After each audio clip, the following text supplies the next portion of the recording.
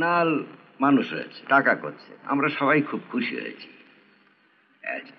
তুয়াত্তু বদদোষ যা আছে সেটা খুব ধর্তব্যের মধ্যেই নয়। তাহলে কুনালের মদ খাওয়া, রোজ মাতাল হয়ে বাড়ি ফেরা, ক্লাব পার্টি, এগুলো সাপোর্ট করছো? না, ঠিক সাপোর্ট করার কোনো কথা হচ্ছে না। তবে কি জানো, ব্যবসার খাতিরে কুনালকে যে সমাজে চলাফেরা করতে হয় তাতে এগুলো প্রয়োজন। তাই বলছিলাম বাবা, কালকে রাতের ব্যাপারটা নিয়ে চিন্তা টিন্তা করে নিজের মনটাকে খারাপ করো না। তুমি আর কিছু বলবে? হ্যাঁ, আর একটা কথা, আমি কদিন ধরে লক্ষ্য করছি, মানে কুনাল ফিরে আসার পর থেকেই দেখছি যেন তুমি আস্তে আস্তে যেন সংসার থেকে নিজেকে সরিয়ে নিয়ে যাচ্ছ। কি জানো, কুনালও তোমার এই ব্যবহারে একটু দুঃখিত হয়েছে বাবা। এটা আমিও ঠিক বুঝতে পারছি না মিনাল। কিরে বল, কিছু তো বলবি। কি বলবো মা? তোর বাবা যা যা বললেন। এসব আলোচনার সময় এখনো আসেনি বাবা। এসব প্রশ্নের উত্তর দেবার আগেই হয়তো নিজেরাই এর জবাব পেয়ে যাবে। আমি উঠি। মৃণাল, তবু তোমার যে বলবার আছে আমাকে বলে যাও। কুনালকে আমার সব কথা বলতে হবে। বাবা, জীবনের সংজ্ঞা সম্পর্কে তোমার সঙ্গে আমার মত আজ আর কিছুতেই মিলবে না, কাজে আলোচনা সম্পূর্ণ অর্থহীন। তবে একটা কথা আমি নিশ্চয়ই বলবো, যে কুনাল তোমাদের সুখে রেখেছে, তাই তার কোনো দোষটাই আজ তোমাদের চোখে পড়ে না। তোমাদের এই পরিবর্তন দেখে আমি কিন্তু মনে মনে খুব কষ্ট পাচ্ছি। এ কথা যদি বলিস, নন্ত তোকেও সুখে রেখেছে। সবার এত সেবা যত্ন, তুইও তো নিশ্চিন্তে আছিস। মা, ব্যক্তিগতভাবে শুধু কুনাল কেন, কারো উপরে নির্ভর না করলেও আমার চলবে, কারণ আমার প্রয়োজন অতি সামান্য। আর একটা কথা তোমাদের জেনে রাখা দরকার, আমি এই নিউ আলিপুরের বাড়িতে আছি এই জন্যে যে আমি এখনো তোমাদের গভীরভাবে শ্রদ্ধা করি, তোমাদের ভালোবাসি। কিন্তু যেদিন সেটা আর পারবো না, সেদিন দেখবে ঠিক আমি এখান থেকে সরিয়ে গিয়েছি। আচ্ছা বাবা, আমি চলি।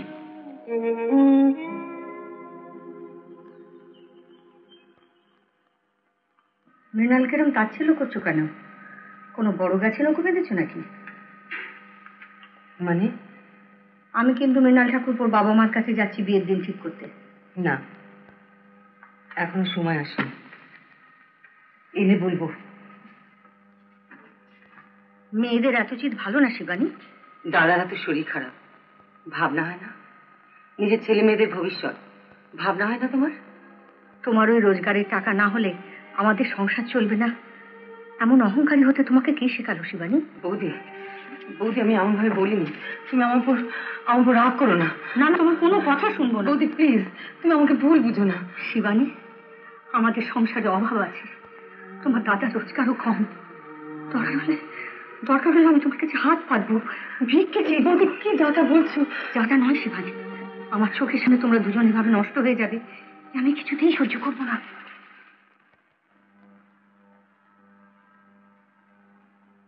কি হে, লেখা কমপ্লিট? একটু বাকি আছে। তাহলে একটু ঘুরেই আসি। ইচ্ছে হলে বসতে পারেন। তাহলে বসি।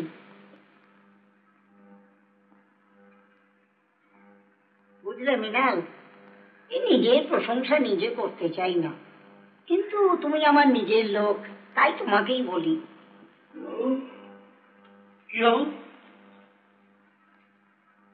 কি ডাকলেন কেন বাবু? ওই মৃণাল, বংশী। ও, এটা জানি না। ঠিক আছে, আর কিছু খাবেন? না বংশী, আমার জন্য দুটো কড়া করে টোস্ট। ঠিক আছে।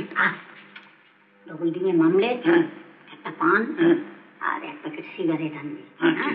আর কি জানতেন? না, আর কিছু না। এই এক টাকার অতগুলো জিনিস হবে না বাবু, বলে দিচ্ছি। হবে না? কি করে হবে? তাহলে কাজ কর, পানটা বাদ দিয়ে। শুধু পান কেন, অনেকগুলো বাদ যাবে। যা যা। বুঝলে মৃণাল, দায়িত্ব দায়িত্ব।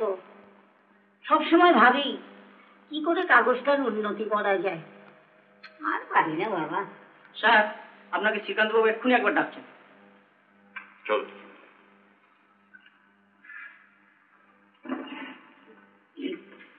আরে শোনো শোনো, মানে এডিটারকে বলতে যেও না আমি এখানে, শালা আবার কমফোর্ট চাইতে পারে।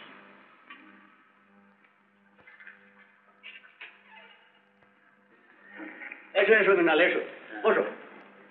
পরিচয় করিয়ে দিই, mister Sanyal, mister Chatterjee international cultural সোসাইটির সেক্রেটারি, আর উনি ওই সোসাইটিরই liaison officer mister Barin Saha.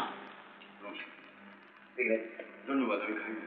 আপনার কালকের লেখা সম্পাদকীয় সত্যি আমাদের বিস্মিত করেছে। আমাদের অর্থনীতির উপর এমন প্র্যাকটিক্যাল অ্যাপ্রোচ বহুদিন আমাদের চোখে পড়েনি। আপনার পড়াশোনার গভীরতাকে সত্যি শ্রদ্ধা করতে হয়। মিস্টার দত্তর কাছে আপনার কথা অনেক শুনেছি। মিস্টার দত্ত, আপনার ছোট ভাই কুণাল দত্ত। ও কুণালকে তো চেনেন নাকি? কুণাল তো আমার ব্যক্তিগত বন্ধু। আর তাছাড়া আমার অফিসে তো মানে হেড অফিসে কি যথেষ্ট প্রতিপত্তি আছে। আমরা কিন্তু সম্পূর্ণ অন্য প্রয়োজনে আপনার কাছে এসেছি। বলুন। ইন্টারন্যাশনাল কালচারাল সোসাইটির কর্মপদ্ধতি হয়তো আপনার জানা নেই মিস্টার দত্ত। আগে না, তবে আপনাদের প্রতিষ্ঠানের নাম শুনেছি। পৃথিবীর বিভিন্ন বিশ্ববিদ্যালয় বা অন্যান্য শিক্ষা সাংস্কৃতিক প্রতিষ্ঠানে জ্ঞান ও অভিজ্ঞতা সঞ্চয়ের জন্য আমরা মাঝে মাঝে ভারতবর্ষ থেকে বুদ্ধিজীবীদের পাঠিয়ে থাকি। ইতিমধ্যে কয়েকজন সাংবাদিক ঘুরেও এসেছেন। আপনার নির্ভীক বলিষ্ঠ মতামতে সোসাইটি মুগ্ধ। সম্প্রতি কয়েকজন ভারতীয় বুদ্ধিজীবীকে ইংল্যান্ড ও ইউরোপের কিছু কিছু দেশে পাঠাবার ব্যবস্থা সোসাইটি করেছে। আর যে 1 বছর বাইরে থাকতে হবে তার জন্য আছে ভালো একটা অ্যালাউন্স, স্কলারশিপ ইত্যাদি ইত্যাদি। আমাদের অনুরোধ, আপনি এই সুযোগটা গ্রহণ করুন mister Dutta, please please. Mister Dutta please, এ তো খুব ভালো অফার মৃণাল, তোমার এক্ষুনি রাজি হওয়া উচিত। নিশ্চয়ই। আপনার আরো অভিজ্ঞতার জন্য পৃথিবীর বিভিন্ন দেশ, মানুষ, তাদের সংস্কৃতি এসব দেখা অত্যন্ত প্রয়োজন। তাছাড়া আমরা তো কোনো অযোগ্য লোককে রেকমেন্ড করছি না। কি বলেন শ্রীকান্ত বাবু? নিশ্চয়ই নিশ্চয়ই, সেদিক দিয়ে Mrinal is the best choice. Mister Dutta, আপনার যা প্রতিভা, এরপর আপনি জাপান যাবেন, আমেরিকা যাবেন, সারা পৃথিবীর কাগজে আপনি লিখবেন। ভবিষ্যতে তার জন্য নানা রকম ইন্টারন্যাশনাল ফেম, রিওয়ার্ড, আরো আরো আরো কত কি। তাহলে তাহলে আপনার কোনো আপত্তি নেই তো? দেখুন মিস্টার চ্যাটার্জি, এই ব্যাপারটা এত অপ্রত্যাশিত যে আমাকে ভাবতে একটু সময় দিতে হবে। আমি মন স্থির করে আপনাদের পরে জানাবো। ঠিক আছে ঠিক আছে, ওর জন্য ভাবছেন কেন? আপনার সময় মতোই আমরা ব্যবস্থা করব। আপনাদের প্রস্তাবের জন্য অনেক ধন্যবাদ। তাহলে আমি এখন উঠি স্যার, একবার লালবাজার যাবার আছে। আপনাদের তো কথাবার্তা সব হয়ে গেছে, মৃণাল এখন আসতে পারে। উত্তম কুমারের সেরা সিনেমা দেখতে হলে ডাউনলোড করুন ক্লিক অ্যাপ।